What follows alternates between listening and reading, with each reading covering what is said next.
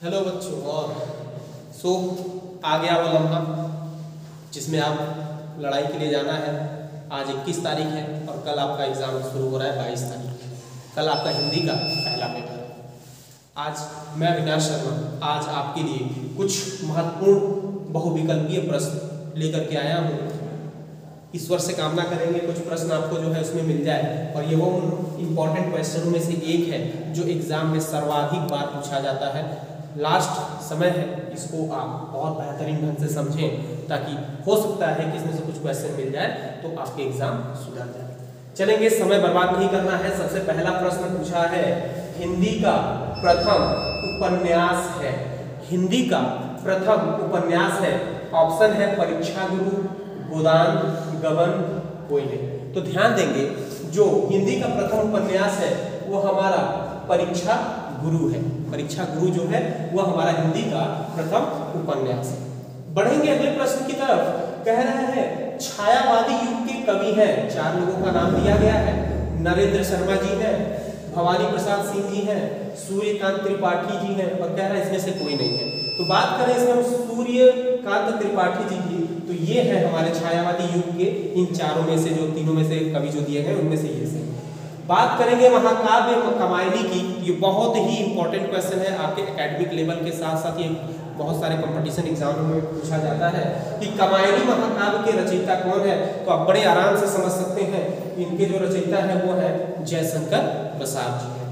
बढ़ेंगे अगले क्वेश्चन की तरफ। निम्नलिखित में से प्रयोगवादी कवि कौन है। प्रयोगवादी कवि इसमें पूछा जा रहा है कि प्रयोगवादी कवि कौन है। यदि भूषण जी की बात करेंगे तो ये नहीं है, बिहारी जी भी नहीं है, सुमित्रानंद पंत जी भी नहीं है।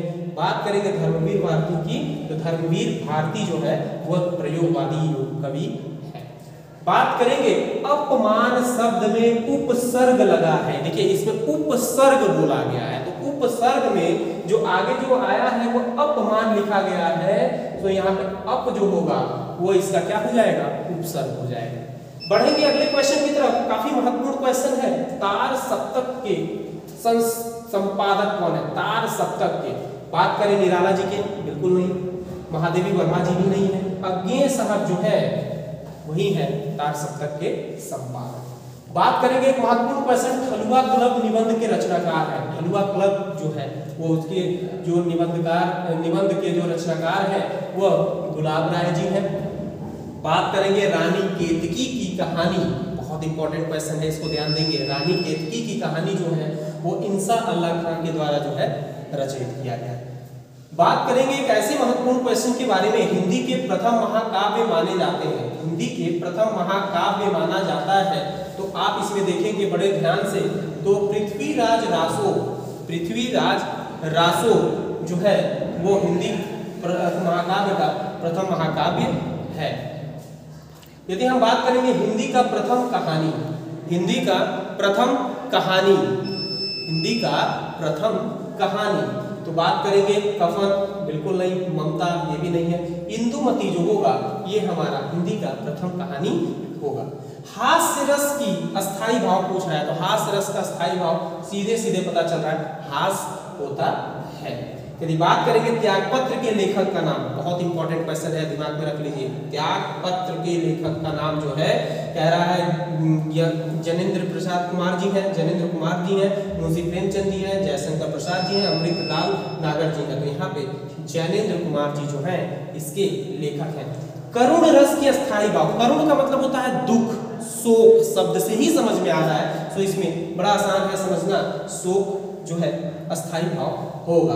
यदि बात करेंगे सप्तऋषि के में कौन सा समास है, सप्तऋषि में कौन सा समास है, तो इसमें विंग समाज जो है विंगु समाज का इस्तेमाल किया जाता है। बात करेंगे अगले क्वेश्चन की तरफ। सोरठा के दूसरे और चौथे चरण में कितनी मात्राएं होती हैं, तो इसमें 13 मात्राएं होती हैं, ये इंपॉर्टेंट है। सो आपने देखा कि इसमें कुछ क्वेश्चंस ऐसे हैं जो सबसे महत्वपूर्ण क्वेश्चंस हैं, और ये इतने महत्वपूर्ण क्वेश्चंस हैं जिसको आप थोड़ा से बेहतरीन ढंग से इसकी तैयारी करें तो आप एग्जाम में हो सकता है 10 से 12 नंबर यहाँ से अचीव कर सकते हैं, जिसके लिए काफ़ी बेहतरीन आपका परीक्षा जा सकता है। आपके आगामी परीक्षा के लिए आपका बहुत बहुत जो है अच्छा जाए पेपर, इसके लिए हम आपको बहुत सारी बधाइयाँ देते हैं और उम्मीद है कि आपका पेपर बहुत अच्छा जाएगा। तब तक के लिए मस्त रहिए, व्यस्त रहिए।